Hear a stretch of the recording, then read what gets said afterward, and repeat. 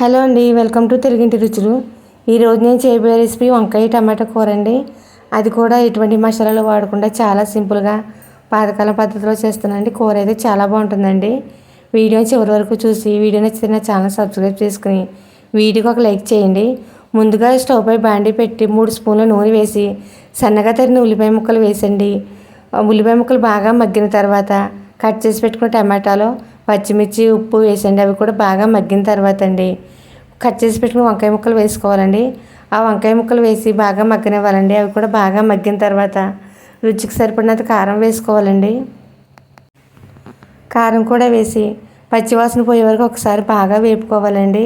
అలా వేపడం వల్ల కూరలో కారంలోని పచ్చివాసన అంతా పోతుందండి. కూర కూడా చాలా బాగుంటుంది. ఇప్పుడు తగినన్ని నీళ్ళు వేసుకుని మూత పెట్టి వంకాయ ముక్క ఉడికే వరకు మగ్గనివ్వాలండి. వంకాయ ముక్కల్లో వేసిన నీళ్ళన్నీ బాగా దగ్గరగా ఉడికిన తర్వాత ఒక్కసారి బాగా కలుపునండి. ఒక చిన్న సైజు నిమ్మకాయ అంత చింతపండు నానబెట్టి పులుసు తీసి పెట్టుకున్నానండి. ఆ చింతపండు పులుసు వేసండి మరొకసారి బాగా కలుపుకునండి. ఉప్పు చూసుకుని దగ్గరగా ఉడకనివ్వాలండి. కూర దగ్గరగా ఉడికిన తర్వాత చివరిలో కొత్తిమీర చల్లి దించేసుకోవడమేనండి. అంతే, ఎంతో రుచికరమైన వంకాయ టమాటా కూర రెడీ అండి.